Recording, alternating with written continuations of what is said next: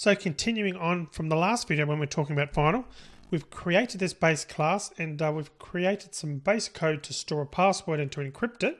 So far so good, but the problem could exist if someone overrides the store password method in a subclass. So what could potentially happen, I'll just go back to that class. So as you can see in the store password method, we've got just a message saying saving password as this .encrypted password.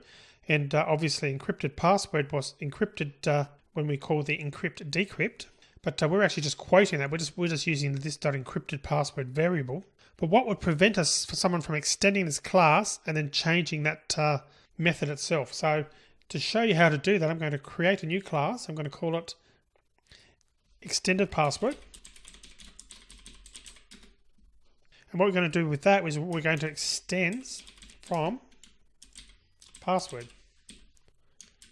And we're going to do something like private int decrypted password. And then we're going to create the constructor. And the constructor is going to, actually we'll select none from that. Then we'll add one manually. So int password, it's going to do a super password, but then we're going to do this .decrypted password equals password. Noting what I'm saving password and not the encrypted one.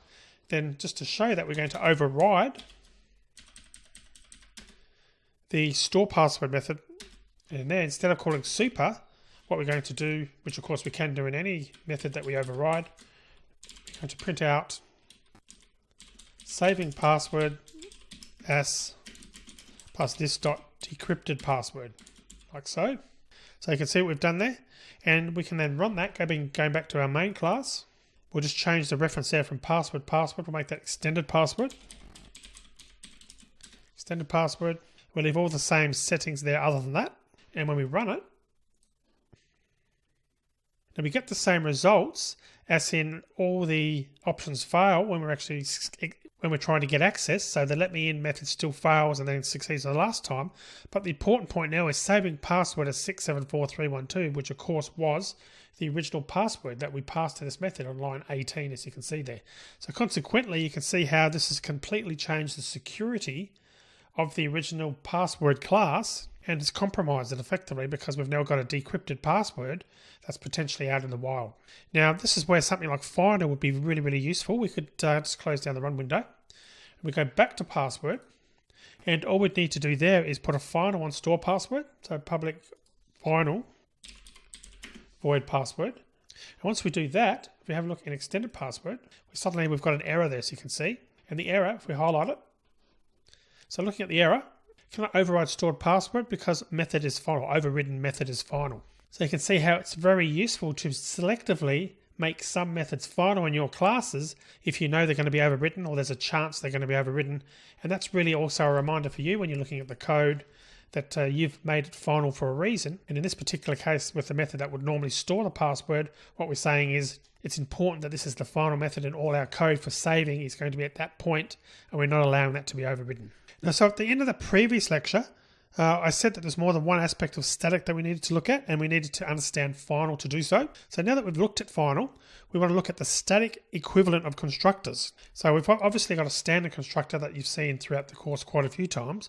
But what I'm talking about now again is the static equivalent of those constructors, and they're called static initialization blocks. So constructors, as you probably know, because we've used them so much through this course, are instance constructors. So they're not static.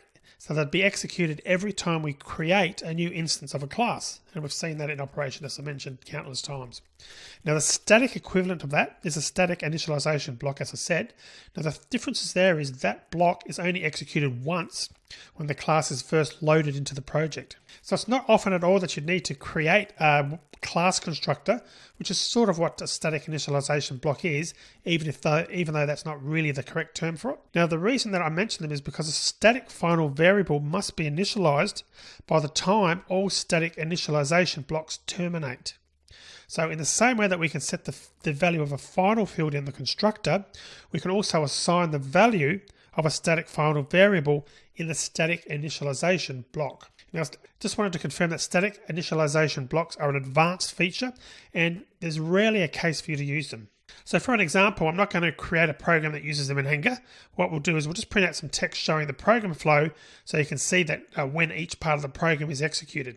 So what I'll also do is assign a value to the static final variable using an initialization block, and we'll just see how this all works. So what I'm going to do first is just come back here to this class, and I'll just comment that out so we haven't got any errors in our code anymore. We're going to create a new class. We're going to call it SIB for static initialization block test. Okay, and we're going to do a public static final string, and we'll call that owner. Now we're going to type this weird syntax that you probably haven't seen before. Static owner equals Tim. We're going to print out SIB test static initialization block called, like so. And we can also create a constructor, and that's going to be, SIB constructor called. And down here, static, I'll put 2 equals there for some reason. Okay, and static, we'll print out second initialization block called, and public, we'll just create a method, call it some method, and we'll put some method called, like so. Now notice that the static initialization blocks are declared using the static keyword and followed by the actual code block, as you can see there. So there can be as many static initialization blocks as you like, and I've got 2 in this test class to show you, and they're called in the order they're declared in the class. So as you can see, I've put one before the constructor and one after it, but that's not really good practice because it could lead people to expect the constructor to be called before the second block, which isn't the case, as I'm about to show you. So let's go back to main now. Let's just comment out this class, this other class code, which we don't need anymore. I'll uncomment the last line, the last brace, which we do need though. And so let's do write some code here. So we'll start with main method called. Then we'll do SIB test equals new SIB test test.sum method. Then we can put owner is plus SIB test dot owner. You can see what we're doing there. So now if we run this, so you can see that the SIB static initialization block was called first, then the second initialization block was called, then the constructor was called, then some method was called, and then obviously the last line was system.out SIB test.owner. The owner is Tim, output was actually called. So, and again, unsurprisingly, main was called first. But the interesting thing here is that both static initialization blocks were called before the constructor. And in fact, they're called before any non-static methods, including the constructor, are called to be correct. And finally, you saw that when we checked that the string owner does have the expected value Tim, that was set in the initialization block on line 10. So you can see that that static code was executed. So although you've seen, again, static and final before in this course, I didn't really discuss what they meant in the past. So look out for their use now in all the subsequent examples as you work through the course. And now that you've been through this section, you'll have a much better idea of what they are, why they're used, and what the implications of using them actually are. So that's it. That's the end of the final videos. And it's also the end of this section. So we'll move on to a new section in the next video.